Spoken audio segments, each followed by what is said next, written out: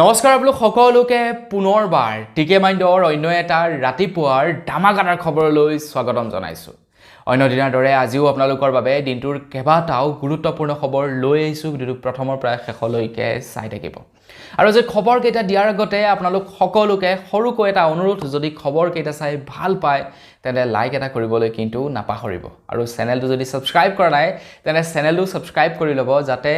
এনেকুৱা ধৰণৰ খবৰবিলাক আপোনালোকে এই চেনেলটোত চাই থাকিবলৈ পায়। আগবাইছো আজিৰ প্ৰথমটো খবৰ ফালে। প্ৰথম খবৰটো দিয়াৰ আগতে অসমৰ মুখ্যমন্ত্ৰী হিমন্ত বিশ্ব শৰ্মা দেৱক আমাৰ তৰফৰ পৰা বহুত বেছি শুভেচ্ছা জনাইছো। আজি দিনৰ 11:40 তেখেতে শপত গ্ৰহণ কৰিব আৰু নতুন মন্ত্ৰীসভাৰ তালিকাও আপোনালোকে আজি লাভ কৰিব। তো তেখেতক আমাৰ তৰফৰ পৰা শুভেচ্ছা জনাইছো আগন্তুক 5 বছৰৰ কাৰণে, আৰু আপোনালোকেও শুভেচ্ছা এটা জনাই থৈ যাব মন্ত্ৰী হিমন্ত বিশ্ব শৰ্মা দেৱক কমেণ্ট ছেকশ্যনত। আগবাইছো আজিৰ খবৰটোৰ ফালে। তো খবৰ লাই পৰিছে এটা ভাল খবৰেৰে আৰম্ভ কৰিছো আজিৰ ভিডিঅ'টো। খবৰ লাই পৰিছে অসমৰ চাহ বাগানৰ লোকসকলৰ বাবে। আমাৰ অসমৰ যিসকল চাহ বাগানৰ মানুহ আছে তেওঁলোকৰ কাৰণে এতিয়া 100খন আদৰ্শ বিদ্যালয় স্থাপন কৰিব বুলি জনাইছে। আমাৰ অসমৰ 100খন চাহ বাগানত মুখ্যমন্ত্ৰী হিমন্ত বিশ্ব শৰ্মা দেৱে 100খন বিদ্যালয় আদৰ্শ বিদ্যালয় স্থাপন কৰিব। আৰু এইটো এটা বৃহৎ পদক্ষেপ অসমৰ চাহ বাগানৰ লোকসকলৰ কাৰণে। অসমৰ চাহ বাগানত কাম কৰা মানুহবিলাকৰ ল'ৰা ছোৱালীসকলে অকণমান শৈক্ষিক ক্ষেত্ৰত পিছ পৰি আছে, যাৰ ফলত নেকি তেওঁলোকৰ ল'ৰা ছোৱালীবিলাকে পঢ়া শুনাৰ পৰা ধৰি চাকৰি বাকৰিলৈকে যথেষ্টখিনি পিছুৱাই আছে। যাতে তেওঁলোক পিছ পৰি নাথাকক, তেওঁলোকেও যাতে বাকী মানুহবিলাকৰ নিচিনাকৈ সমমৰ্যাদা লাভ কৰক, তাৰ কাৰণে অসম চৰকাৰে যিমান পাৰে এতিয়া চেষ্টা কৰিব আৰু প্ৰায় 100খনকৈ বিদ্যালয় স্থাপন কৰিব বুলি জনাইছে। তো আপোনালোকো যদি এই ভিডিঅ'টো আপোনালোকে যদি চাহ বাগানত কাম কৰে, আপোনালোকে চাহ বাগানৰ এৰিয়াত যদি থাকে তেনে লাইক এটা কৰিবলৈ কিন্তু নাপাহৰিব। আগবাইছো ইয়াৰ পাছৰটো খবৰ ফালে। ৱেষ্ট বেংগলৰ নতুন চৰকাৰ গঠন হ'ল আৰু প্ৰথমখন তেওঁলোকৰ কেবিনেটৰ বৈঠক হোৱা যোৱাকালি দেখিবলৈ পোৱা গ'ল। মানে ৱেষ্ট বেংগলত বিজেপিয়ে চৰকাৰ গঠন কৰিলে আৰু যোৱাকালি বিজেপি চৰকাৰৰ প্ৰথমখন কেবিনেটৰ বৈঠক হোৱা দেখিবলৈ পোৱা গৈছে ৱেষ্ট বেংগলত। আৰু সেই কেবিনেটৰ বৈঠকখনত দেখিবলৈ পোৱা গৈছে যে ৰাজ্যখনৰ মুখ্য নিৰ্বাচনী বিষয়া উপস্থিত আছিলে। মানে প্ৰথমখন কেবিনেটৰ মিটিঙত ৰাজ্যখনৰ ৱেষ্ট বেংগলৰ মুখ্য নিৰ্বাচনী বিষয়া উপস্থিত থকা দেখিবলৈ পোৱা গ'ল। আৰু তাৰ পাছতে এতিয়া তৃণমূল কংগ্ৰেছৰ তৰফৰ পৰা অভিযোগ উত্থাপিত কৰিছে যে ৰাজ্যখনৰ মুখ্য নিৰ্বাচনী বিষয়া বিজেপিৰ সৈতে জড়িত আছে। বিজেপিক সহায় কৰিছে নিৰ্বাচনৰ সময়ত ৰাজ্যখনৰ মুখ্য নিৰ্বাচনী বিষয়া। এয়া তৃণমূল কংগ্ৰেছৰ এজন সাংসদে উত্থাপিত কৰা অভিযোগ। যিহেতু প্ৰথমখন কেবিনেটৰ মিটিঙতে প্ৰথমখন ৱেষ্ট বেংগলৰ কেবিনেটৰ মিটিঙতে নিৰ্বাচনী বিষয়াক দেখিবলৈ পাইছে। তেওঁলোকেতো আগতে অভিযোগ উত্থাপিত কৰিয়ে আছিলে যে নিৰ্বাচনী বিষয়া জড়িত আছে, নিৰ্বাচনী বিষয়া এতিয়া বিজেপি পাৰ্টিলৈ ৰূপান্তৰিত হৈছে, এনেকুৱা ধেৰ অভিযোগ উত্থাপিত কৰিছিলে ৱেষ্ট বেংগলত তৃণমূল কংগ্ৰেছে। এতিয়া তেওঁলোকে মানে আৰু এটা ক্লু পাই গৈছে যে নিৰ্বাচনী বিষয়াই কিয় উপস্থিত থাকিব ৱেষ্ট বেংগলৰ কেবিনেটৰ মিটিঙত, আৰু তেওঁলোকে অভিযোগ উত্থাপিত কৰিছে যে মুখ্য নিৰ্বাচনী বিষয়া জড়িত থকা বুলি। আগবাইছো ইয়াৰ পাছৰটো খবৰ ফালে। আজি আছে শপত গ্ৰহণ অনুষ্ঠান। দিনৰ 11:40 মুখ্যমন্ত্ৰী হিমন্ত বিশ্ব শৰ্মা দেৱে শপত ল'ব আগন্তুক 5 বছৰৰ কাৰণে। আগন্তুক 5 বছৰৰ কাৰণে মুখ্যমন্ত্ৰীৰ দায়িত্বভাৰ গ্ৰহণ কৰিব তেখেতে আজি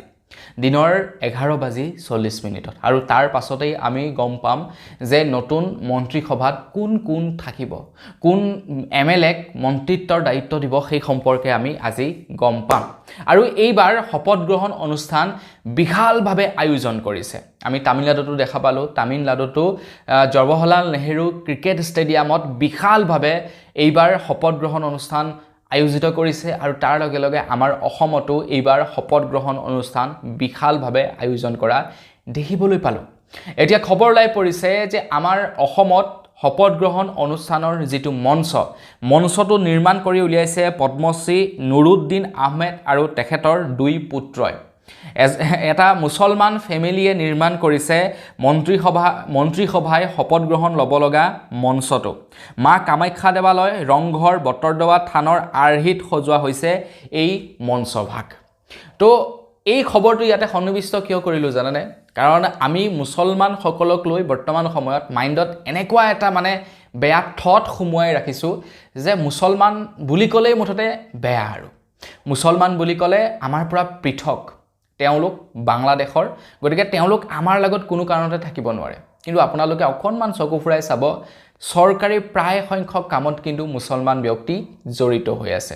গতিকে তেওঁলোকে তেওঁলোকৰ কৰ্মৰ জৰিয়তে নিজকে প্ৰতিষ্ঠিত কৰিছে কিন্তু আমি কি কৰি আছোঁ আমি কেৱল সমালোচনাহে কৰি আছোঁ আগবাইছোঁ ইয়াৰ পাছৰ খবৰ ফালে ইয়াৰ পাছৰ খবৰটো ওলাই পৰিছে তামিলনাডুৰ পৰা তো তামিলনাডুত বিজয় থালাপতি আগন্তুক 5 বছৰৰ কাৰণে মুখ্যমন্ত্ৰীৰ শপত ল'লে মুখ্যমন্ত্ৰীৰ শপত লৈয়ে তেখেত উপস্থিত হয় এক্স CMৰ ঘৰত মানে তামিলনাডুৰ প্ৰাক্তন মুখ্যমন্ত্ৰীৰ ঘৰত উপস্থিত হয় প্ৰাক্তন মুখ্যমন্ত্ৰীক লগ ধৰে প্ৰাক্তন মুখ্যমন্ত্ৰীক লগ ধৰাৰ পাছতেই প্ৰাক্তন মুখ্যমন্ত্ৰীয়েও তেখেতক স্বাগতম জনাই শুভেচ্ছা জনাই আগন্তুক 5 বছৰৰ বাবে চৰকাৰ ভালদৰে চলাই নিবৰ কাৰণে এতিয়া এইখিনিতে কথাটো হৈ গ'ল কি আপোনালোকে হয়তো আমাৰ অসমত দেখা পায় যে যেতিয়া নেকি কোনো এটা দল ত্যাগ কৰে কোনো এজন পলিটিচিয়ানে দল ত্যাগ কৰাৰ লগে লগে ত্যাগ কৰা দলটোৰ বিষয়ে বেয়াকৈ তেওঁলোকে সমালোচনা কৰে বা তেখেতৰ এগেইনষ্টত যদি যিজন পলিটিচিয়ান থাকিব সেই পলিটিচিয়ানজনৰ বিষয়ে বেয়াকৈ কোৱা হয়তো আপোনালোকে দেখিবলৈ পায় অসমৰ মুখ্যমন্ত্ৰী হিমন্ত বিশ্ব শৰ্মাদেৱে আজি শপত ল'ব আৰু গৌৰৱ গগৈয়ে কৈছে যে সেই অনুষ্ঠানত মই উপস্থিত নাথাকোঁ কিন্তু তাৰ পৰিৱৰ্তে চাওক তামিলনাডুত মুখ্যমন্ত্ৰী হোৱাৰ পাছতেই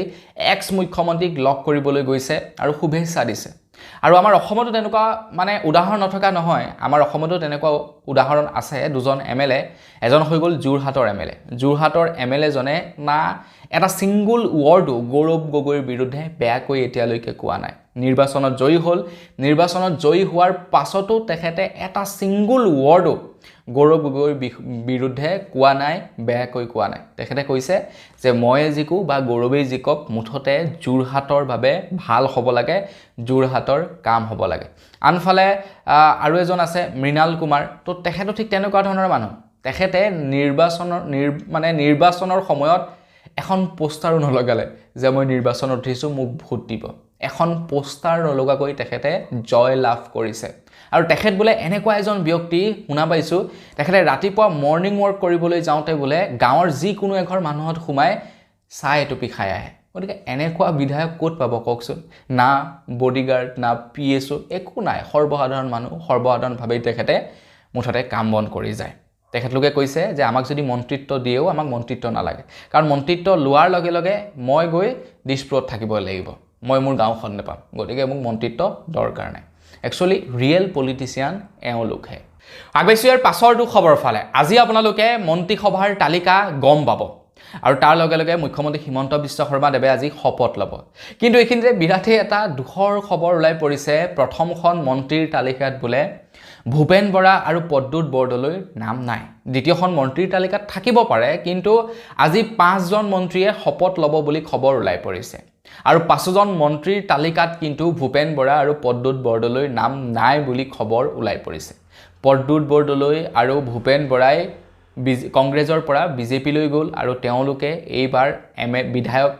জিকিছে বা MLA হৈ গৈছে আৰু তেওঁলোকে মন্ত্ৰিত্ব পাম বুলি হয়তো আশা কৰিছে বা বহুলোকে ভাবি আছে তেওঁলোকে মন্ত্ৰিত্ব পাব বুলি কিন্তু খবৰ ওলাই পৰিছে প্ৰথমখন তালিকাত তেওঁলোকৰ নাম নাই এতিয়া পাছৰখনত নাম আছে নে নাই নাজানো কিন্তু আজি 5জন মন্ত্ৰীয়ে শপত ল'ব আৰু 5জনৰ ভিতৰত তেওঁলোকৰ এজনৰো নাম নাই তেওঁলোকে যদি নাপায় মন্ত্ৰিত্ব বিৰাট কিন্তু এটা দুখ লগা কথা হ'ব আকৌ আগবাইছোঁ ইয়াৰ পাছৰটো খবৰ ফালে ইয়াৰ পাছৰ খবৰটো ওলাই পৰিছে উত্তৰ কোৰিয়াৰ পৰা তো উত্তৰ কোৰিয়াত এতিয়া সংবিধান সংশোধন কৰা হৈছে উত্তৰ কোৰিয়াৰ যদি কিম জং কিবা কাৰণত কেতিয়াবা কোনো ৰাষ্ট্ৰই যদি হত্যা কৰে বা কেতিয়াবা যদি কোনো কাৰণত উত্তৰ কোৰিয়াৰ যদি প্ৰশাসনিক ব্যৱস্থা যদি ধ্বংস কৰে কোনো ৰাষ্ট্ৰই তেনেহলে কিম জং নথকা অৱস্থাটো এতিয়া পাৰমাণৱিক অস্ত্ৰ বোলে ব্যৱহাৰ কৰিব পাৰিব পাৰমাণৱিক অস্ত্ৰৰে এতিয়া সেই ৰাষ্ট্ৰখনক উত্তৰ দিব এনেকুৱা ধৰণৰ নিয়ম প্ৰস্তুত কৰিছে উত্তৰ কোৰিয়াত মানে উত্তৰ কোৰিয়া এটা বেলেগ দুনিয়াত তেওঁলোক সোমাই আছে তেওঁলোকৰ দেশত এটা বেলেগ ইকোসিস্টেম বনাই ৰাখিছে মুঠৰ ওপৰত কিম জঙৰ ওপৰত যদি কোনোবাই আক্ৰমণ কৰে কোনোবাই যদি কিম জঙক যদি হত্যা কৰে তেনেহ'লে এতিয়া মুঠতে সেই ৰাষ্ট্ৰখনৰ ওপৰত ডাইৰেক্টলি পাৰমাণৱিক বোমাৰে এটেক কৰা হ'ব আলাপ আলোচনা এইবিলাক মুঠতে নচলিব ডাইৰেক্টলি পাৰমাণৱিক বোমাৰে আক্ৰমণ কৰি সেই দেশখনকো উৰাই দিয়া হ'ব এতিয়া নিয়ম সংশোধন কৰিছে উত্তৰ কোৰিয়াত যেহেতু মধ্যপ্ৰাচ্যৰ যুদ্ধ হৈছে তো এই মধ্যপ্ৰাচ্যৰ যুদ্ধ তৃতীয় বিশ্বৰ যুদ্ধৰ ৰূপ ল'ব পাৰে গতিকে তেনে অৱস্থাত বিপদ আহিব পাৰে উত্তৰ কোৰিয়াৰ কাৰণে আৰু সেই কাৰণে তেওঁলোকে আগতীয়াকৈ নিয়ম বনাই দিছে আগবাইছো ইয়াৰ পাছৰটো খবৰ ফালে আজি শপত গ্ৰহণ অনুষ্ঠানত আমাৰ ভাৰতবৰ্ষৰ প্ৰায় 11-21খনকৈ ৰাজ্যৰ মুখ্যমন্ত্ৰী আহিব শপত গ্ৰহণ অনুষ্ঠানত লগতে প্ৰধানমন্ত্ৰী নৰেন্দ্ৰ মোদী ডাঙৰীয়া গৃহমন্ত্ৰী অমিত শাহ ডাঙৰীয়াও উপস্থিত থাকিব আৰু লগতে ব্যৱসায়ী বিভিন্ন ডাঙৰ ব্যৱসায়িকসকল আজি উপস্থিত থাকিব বুলি খবৰ ওলাই পৰিছে বিজনেছমেনসকল আজি উপস্থিত থাকিব মুখ্যমন্ত্ৰীৰ শপত গ্ৰহণ অনুষ্ঠানত আৰু খবৰ ওলোৱা অনুসৰি নেক্সট উইকত উপস্থিত হ'ব আম্বানী আৰু নভেল টাটা উপস্থিত হ'ব বুলি জনাইছে তো আজি শপত গ্ৰহণ অনুষ্ঠান তো এই অনুষ্ঠান ভাগ বিশালভাৱে আয়োজন কৰিছে আৰু নকৰিবনো কিয় লাগাতাৰ এতিয়ালৈকে 3বাৰ চৰকাৰ গঠন কৰিছে বিজেপিয়ে আমাৰ অসমত প্ৰথমবাৰ মুখ্যমন্ত্ৰী হ'ল সৰ্বানন্দ সোণোৱাল ডাঙৰীয়া তাৰ পাছত হিমন্ত বিশ্ব শৰ্মা আৰু এতিয়া পৰৱৰ্তী 5 বছৰৰ কাৰণেও হিমন্ত বিশ্ব শৰ্মাই মুখ্যমন্ত্ৰী হৈ থাকিব আৰু এইবাৰ বিশালভাৱে আয়োজিত কৰিছে শপত গ্ৰহণ অনুষ্ঠান আগবাইছো ইয়াৰ পাছৰটো খবৰ ফালে অসমৰ মুখ্যমন্ত্ৰী হিমন্ত বিশ্ব শৰ্মাদেৱে শপত লোৱাৰ পূৰ্বে বাংলাদেশৰ এটা ইছলামিক সংগঠনে হুংকাৰ জনাইছে যদিহে মুছলমানৰ ওপৰত এতিয়াৰে পৰা যদি কোনো চৰকাৰে যদি বেয়া ব্যৱহাৰ কৰে বা মুছলমানক টাৰ্গেট কৰি যদি কিবা নিয়ম প্ৰস্তুত কৰে তেনেহ'লে ভাৰতৰ 40 কোটি মুছলমানে মিলি ভাৰত ধ্বংস কৰি পেলাব বুলি হুংকাৰ দিছে নিজৰ দেশখনৰে অৱস্থা নাই নিজৰ বাংলাদেশখনৰে অৱস্থা নাই তেওঁলোকে আকৌ আমাৰ দেশখনক মানে বেয়া কৰিবলৈ আহে চাওকচোন তেওঁলোকৰ কম সাহস নে তেওঁলোকে হুংকাৰ দিছে হিমন্ত বিশ্ব শৰ্মাদেৱে শপত লোৱাৰ পূৰ্বে যদিহে মুছলমানসকলৰ ওপৰত অত্যাচাৰ কৰে দেশৰ 40 কোটি মুছলমানে মিলি বোলে ভাৰতৰ হিন্দুসকলক ধ্বংস কৰি দিব এটা ইছলামিক সংগঠন যেটো নেকি বাংলাদেশৰ হয় বাংলাদেশৰ এটা ইছলামিক সংগঠনে এই হুংকাৰ জনাইছে কি ক'ব আপোনালোকে এই সম্পৰ্কত বিশেষকৈ মুছলমানসকলে কি ক'ব হিন্দুসকলে বাৰু বাদ দিছো মুছলমানসকলে কি ক'ব এই সম্পৰ্কত কমেন্ট সেকশনত জনাব আগবাইছো ইয়াৰ পাছৰটো খবৰ ফালে মধ্যপ্ৰাচ্যৰ যুদ্ধৰ মাজতে এতিয়া খবৰ ওলাই পৰিছে ভাৰতৰ প্ৰধানমন্ত্ৰী নৰেন্দ্ৰ মোদী ডাঙৰীয়াদেৱে আমাৰ দেশবাসীক ভাৰতীয় বস্তু ব্যৱহাৰ কৰিবৰ কাৰণে নিৰ্দেশনা প্ৰদান কৰিছে বিদেশী বস্তুবিলাক ব্যৱহাৰ কৰা বৰ্জন কৰিবৰ কাৰণে নিৰ্দেশনা প্ৰদান কৰিছে কাৰণ যিমানেই বিদেশী বস্তু ব্যৱহাৰ কৰিব সিমানেই বিদেশৰ পৰা বস্তু আনিব লাগিব আৰু সিমানেই আমাৰ ভাৰতবৰ্ষত বিদেশী বস্তুৰ এতিয়া দাম বৃদ্ধি পাব আৰু তাৰ কাৰণে প্ৰধানমন্ত্ৰী ডাঙৰীয়াই কৈছে যে বিদেশী বস্তু ব্যৱহাৰ কৰা আপোনালোকে বাদ দিয়ক স্বদেশী বস্তু ব্যৱহাৰ কৰক কিন্তু যি কেইজনে উপদেশ দিছে তেখেতলোকৰ মন্ত্ৰীসভাই বা তেখেতলোকেই কিন্তু প্ৰায় সময়ত আমি দেখিবলৈ পাওঁ বিদেশী বস্তু ব্যৱহাৰ কৰা কাপোৰৰ পৰা ধৰি জোতাৰ পৰা ধৰি বেল্ট পৰ্যন্ত তেওঁলোকে বিদেশী বস্তু ব্যৱহাৰ কৰে আৰু তেওঁলোকে আমাক মানে উপদেশ দিয়ে যে বিদেশী বস্তু ব্যৱহাৰ কৰিব নালাগে স্বদেশী বস্তুহে ব্যৱহাৰ কৰিব লাগে আগবাইছো ইয়াৰ পাছৰটো খবৰ ফালে শপত লোৱাৰ পূৰ্বে মুখ্যমন্ত্ৰী হিমন্ত বিশ্ব শৰ্মাদেৱে ঘোষণা কৰিছে যে আমাৰ অসমৰ এতিয়া প্ৰায় 10 লাখ যুৱক যুৱতী ক্ষুদ্ৰ উদ্যোগ স্থাপন কৰিবৰ কাৰণে 5 লাখ টকাকৈ প্ৰদান কৰিব বুলি জনাইছে অসমৰ যিসকল নিবনুৱা আছে নিবনুৱাসকলে ব্যৱসায় কৰিবৰ কাৰণে অসম চৰকাৰৰ ফালৰ পৰা এতিয়া আৰ্থিক অনুদান লাভ কৰিব বহুতো এনেকুৱা যুৱক যুৱতী আছে যিবিলাকে নেকি পইচাৰ অভাৱত ব্যৱসায় কৰিব নোৱাৰে সৰু সৰু কাম কৰি থাকিব লগা হয় তেওঁলোকে এতিয়া আৰু সেই সমস্যাত ভুগিব নালাগে তেওঁলোকে এতিয়া অসম চৰকাৰৰ ফালৰ পৰা 5 লাখ টকাকৈ লাভ কৰিব ব্যৱসায় কৰিবৰ কাৰণে তো মুঠতে এতিয়া সকলো ধনী হোৱাৰহে কথা আৰু আগবাইছো ইয়াৰ পাছৰটো খবৰ ফালে আমাৰ অসমত নিৰ্বাচন হৈ যোৱাৰ পাছতেই সুপ্ৰিম কোৰ্টৰ জ্যেষ্ঠ অধিবক্তা প্ৰশান্ত ভূষণে কৈছে যে বিজেপি এনআৰচিত বিফল হ'ল অসমত এনআৰচি বিফল হোৱাৰ পাছতেই এতিয়া অসমত SIRৰ জৰিয়তে মুছলমানৰ নাম ভোটাৰ তালিকাৰ পৰা কৰ্তন কৰাৰ ব্যৱস্থা কৰিলে বুলি তেখেতে জনাইছে তেখেতে কৈছে যে অসমত এনআৰচিৰ বিফলতাৰ পাছত বিজেপিয়ে SIRৰ জৰিয়তে ভোটাৰ তালিকাৰ পৰা মুছলমান আৰু খ্ৰীষ্টিয়ান ভোটাৰৰ নাম কৰ্তন প্ৰক্ৰিয়া আৰম্ভ কৰিলে আৰু এই কথা উল্লেখ কৰিছে জ্যেষ্ঠ অধিবক্তা সুপ্ৰিম কোৰ্টৰ প্ৰশান্ত ভূষণে তো আমাৰ অসমতো SIR হৈ গ'ল মানে স্পেচিয়েল ৰিভিজন হৈ গ'ল তো সেই স্পেচিয়েল ৰিভিজনত বহু মুছলমানৰ নাম বহু খ্ৰীষ্টিয়ানৰ নাম বাদ পৰিলে বুলি খবৰ ওলাই পৰিছে আগবাইছো ইয়াৰ পাছৰটো খবৰ ফালে গোটেই ভাৰতবৰ্ষত বৰ্তমান সময়ত ইন্ধনৰ শৰ্টেজ হৈছে ইন্ধনৰ শৰ্টেজৰ সময়তে কমাৰ্চিয়েল চিলিণ্ডাৰক লৈ এজন ব্যক্তিয়ে 1.5 কোটি টকাৰ স্ক্যাম কৰি দিলে বুলি খবৰ ওলাই পৰিছে কমাৰ্চিয়েল চিলিণ্ডাৰক কেন্দ্ৰ কৰি 1.5 কোটি টকাৰ স্ক্যাম কৰি দিলে ব্যৱসায়ীসকলক মানে যিবিলাক নেকি হোটেল ৰেষ্টুৰেণ্ট আছে তেওঁলোকেহে আৰু কমাৰ্চিয়েল চিলিণ্ডাৰ ব্যৱহাৰ কৰে এই খবৰ ওলাই পৰিছে ছত্তীশগড়ৰ পৰা ছত্তীশগড়ত এজন ব্যক্তিয়ে 1.5 কোটি টকাৰ স্ক্যাম কৰিলে কমাৰ্চিয়েল চিলিণ্ডাৰক কেন্দ্ৰ কৰি চাওকচোন বাৰু মুঠতে যিকোনো পৰিস্থিতিত টকা উপাৰ্জন কৰিব লাগে কিছুমান মানুহ থাকে যিবিলাকে কেৱল সুবিধা বিচাৰি থাকে আগবাইছৰ পাছৰটো খবৰ ফালে খবৰলৈ পৰিছে তামিলনাডুৰ পৰা তামিলনাডুৰ এইবাৰ যিমান কেইজন নেকি বিধায়ক আছে এইবাৰ বিধায়ক কেইজন বিৰাটেই চৰ্চিত হৈ আছে তামিলনাডুৰ এইবাৰ চৰকাৰ গঠন কৰা পাৰ্টিটো বিৰাটেই চৰ্চিত হৈ আছে গোটেই ভাৰতবৰ্ষত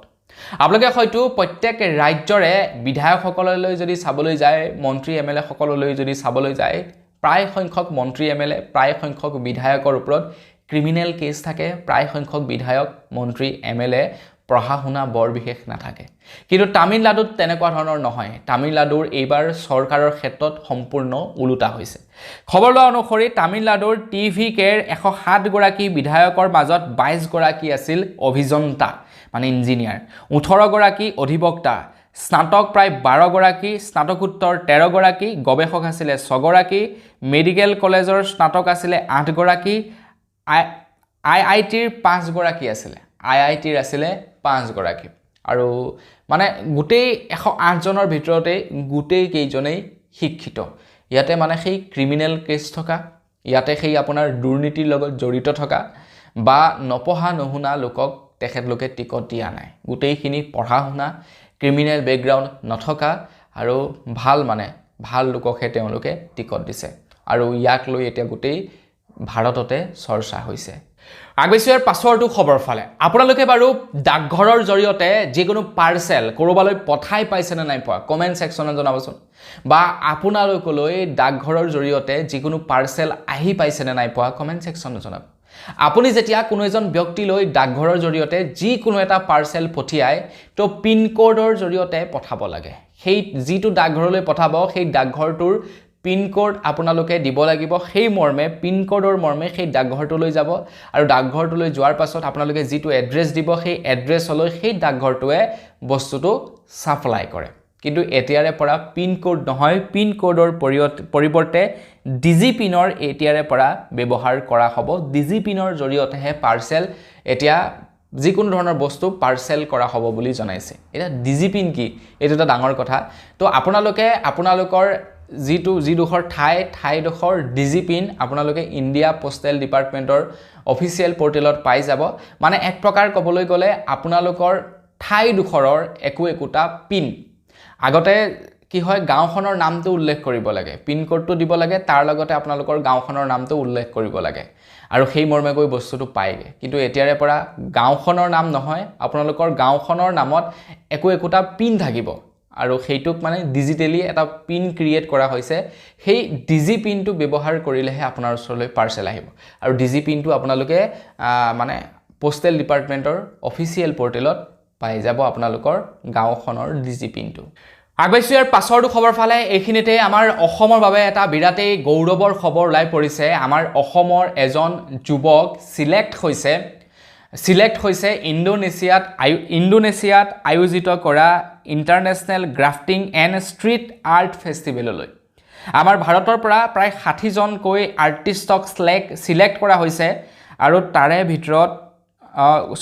ভাৰতৰ ভিতৰত নহয় গোটেই ৱৰ্ল্ডৰ ভিতৰতে 60 জন আৰ্টিষ্টক সিলেক্ট কৰিছে ইণ্ডোনেছিয়াত আয়োজিত কৰা এই অনুষ্ঠানটিলৈ আৰু তাৰে ভিতৰত আমাৰ ভাৰতক ৰিপ্ৰেজেন্ট কৰিব এতিয়া আমাৰ অসমৰ এজন যুৱকে তো যুৱকজনক আমাৰ তৰফৰ পৰা শুভেচ্ছা জনাইছো গোটেই ভাৰতৰ পৰা এজনক সিলেক্ট কৰিছে ভাবক আৰু সেইজন আমাৰ অসমৰ পৰা সিলেক্ট হৈছে গোটেই ৱৰ্ল্ড ওয়াইড মাত্ৰ 60 জনক সিলেক্ট কৰিছে আমাৰ ভাৰতৰ পৰা সিলেক্ট কৰিছে এজনক আৰু আমাৰ ভাৰতৰ জন হৈছে আমাৰ অসমৰে গতিকে তেখেতক আমাৰ তৰফৰ পৰা বহুত বেছি শুভেচ্ছা জনাইছোঁ আগবাইছোঁ ইয়াৰ পাছৰটো খবৰ ফালে আমাৰ অসমত নতুনকৈ 3টা প্ৰজেক্ট আৰম্ভ কৰা হ'ব 3টা বৃহৎ প্ৰজেক্ট এতিয়া আমাৰ অসমত শীঘ্ৰেই হ'ব আৰু তাৰ কাৰণে এতিয়া 4 সহস্ৰাধিক গছ কটাৰ সিদ্ধান্ত লৈছে অসম চৰকাৰে দীপৰ বিলকে ধৰি বিভিন্ন স্থানত এতিয়া 4টাকৈ বৃহৎ প্ৰজেক্টৰ বাবে 4 সহস্ৰাধিক গছ কটা হ'ব বুলি খবৰ ওলাই পৰিছে খবৰ অনুসৰি উন্নয়নৰ নামত ৰাজ্যত চলিছে অবাধ বন ধ্বংস ৰাজ্যত 3টাকৈ প্ৰকল্প ৰূপায়ণৰ নামত 4 সহস্ৰাধিক গছ কটাৰ সিদ্ধান্ত অসম চৰকাৰৰ Guwahati ring road Numaligarh to Gohpur সংযোগী সুৰংগ পথত কমে 7.12 হেক্টৰ আৰু 23.77 হেক্টৰ বনভূমি ধ্বংস কৰিব বুলি খবৰ ওলাই পৰিছে ৰেলপথ নিৰ্মাণৰ নামত দীপৰ বিলত আৰম্ভ হৈছে 200 জোপা গছ কটাৰ কাম 200 জোপা গছ মানে প্ৰায় 4 সহস্ৰাধিক গছ এতিয়া কাটি ধ্বংস কৰিব ভাবক গতিকে উন্নয়নো লাগে তাৰ লগে লগে আমাক পৰিৱেশো লাগে পৰিৱেশ ধ্বংস কৰি উন্নয়নৰ কোনো দৰকাৰ নাই আগবাইছোঁ ইয়াৰ পাছৰটো খবৰ ফালে ইয়াৰ পাছৰ খবৰটো ওলাই পৰিছে শ্যামকানু মহন্তৰ ওপৰত তো শ্যামকানু মহন্তই পুনৰবাৰ শ্যামকানু মহন্তই জামিনৰ বাবে আবেদন কৰিছে বুলি খবৰ ওলাই পৰিছে তেখেতে এবাৰ জামিনৰ বাবে আবেদন কৰিছিলে তেখেতৰ জামিন আবেদন নাকচ হৈছিলে এতিয়া খবৰ ওলোৱা অনুসৰি তেখেতে পুনৰবাৰ 6 মে'ত দাখিল কৰিছে জামিনৰ বাবে আৰু তেখেতৰ জামিন আবেদন 13 মে' দিনাখন শুনানি হ'ব বুলি জনাইছে সিদ্ধাৰ্থয়ো আবেদন কৰিছিলে কিন্তু সিদ্ধাৰ্থক জামিন দিয়া নহল তাৰ লগে লগে শ্যামকানু মহন্তয়ো আবেদন কৰিছিলে কিন্তু শ্যামকানু মহন্তকো জামিন দিয়া নহল তেখেতে যিহেতু তেখেতক মাততে তেখেতে অহা নাছিলে গতিকে তেখেতে পলায়ন কৰাৰ চেষ্টা কৰিছিলে তেখেতক যদি জামিন দি দিয়া হয় বিদেশলৈ পলাই যাব আৰু সেই কাৰণে তেখেতক জামিন নিদিলে এইবাৰ আকৌ আবেদন কৰিছে জামিনৰ কাৰণে দেখা যাওক কিমান দিনলৈ ৰখাব পাৰে আগবাইছোঁ একেবাৰে শেষৰটো খবৰ ফালে একেবাৰে শেষৰ খবৰটো ওলাইছে আমাৰ অসমৰ দুখীয়া মানুহখিনিৰ কাৰণে যিসকল লোকে চৰকাৰী ঘৰ এতিয়ালৈকে পোৱা নাই যিসকল লোকৰ পকী ঘৰ নাই তেওঁলোকে এতিয়া পকী ঘৰ লাভ কৰিব তো মুখ্যমন্ত্ৰী হিমন্ত বিশ্ব শৰ্মাদেৱে শপত লোৱাৰ পূৰ্বে ঘোষণা কৰিছে যে 15 লাখ লোকে এতিয়া চৰকাৰী ঘৰ লাভ কৰিব যিসকলে জিঅ' টেগ কৰি ৰাখিছিলে তেওঁলোকে এতিয়া চৰকাৰী ঘৰ পাব চৰকাৰী ঘৰৰ পইচা লাভ কৰিব তো বন্ধুসকল বস আজিৰ ভিডিঅ' জনাবলৈ খবৰ ইমানকেইটা আছিল খবৰকেইটা জানি কেনে পালে কমেণ্ট ছেকশ্যনত জনাব যদি ভাল লাগিলে লাইক এটা কৰি থৈ যাব চেনেল যদি ছাবস্ক্ৰাইব কৰা নাই ছাবস্ক্ৰাইবটো কৰি ল'ব পুনৰ এটা ভিডিঅ' লগ পোৱাৰ খাতিৰত বিদায় মাগিছোঁ ধন্যবাদ জয় অসম